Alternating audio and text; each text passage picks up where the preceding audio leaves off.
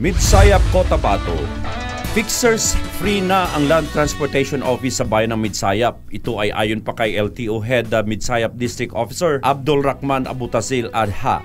Inalam naman ng 101 Balita ngayon na ng may FM Teleradyo kung ano na ang mga pagbabago sa operasyon naman ng land transportation sa bayan. At ayon pa kay Abutazil na nagpapasalamat ito sa tulong naman ng mga opisyal lalong-lalo na kay Mayor Romeo Aranya at Vice Mayor Abet Gardoque maging sa Sangguniang Bayan sa mga suporta na binigay sa kanyang opisina na ngayon maipagmamayabang na rin ng bayan ng Midsayap. Ito ang local processing ng renewal ng license sa pamamagitan ng bagong laminating machine. Dagdag pa niya na plastic na rin ang issuance ng student driver card at maaari na ring i-process dito sa LTO Midsayap. Anya, ang driver's license ay isa sa mga pinaka-importanting personal identification kahit sa pagkuha naman ng passport. And including student driver's permit. Kung nakikita niyo nung araw, lahat ng pinoprocess natin dito na license, all you can get only is official receipt. But this time, nakikita niyo kaagad-agad po yan pag natapos pong processing,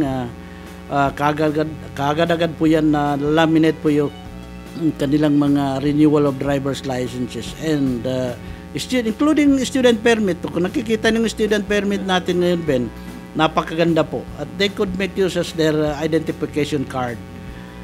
Some are using it for their going abroad, pag-apply sa foreign affairs for their passport.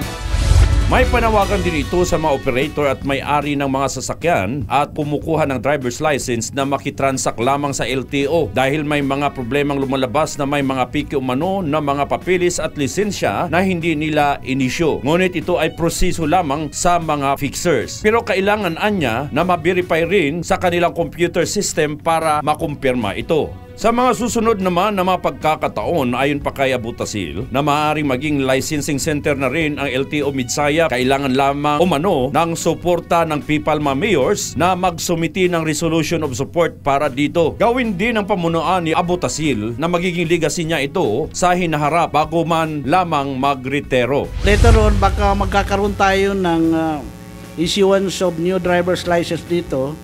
Kasi there was already a precedent in other regions that a mere extension office of the LTO have given an authority to issue a new driver's license.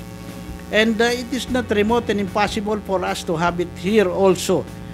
And sabi ko, paano natin magagawin? Sabi niya, you ask the help of the local government of Pipalma areas, particularly here in North Cotabato, na itong ang next step ko dito before I will step down for my retirement by this coming July, na sana man lang makita ko na meron akong legacy dito na maiwan dito sa inyo, na kahit extension office of the LTO man lang ito, magkakaroon tayo dito ng issuance of new driver's license like what they are doing at the Cotabato Licensing Center and Kidapawan City Licensing Center.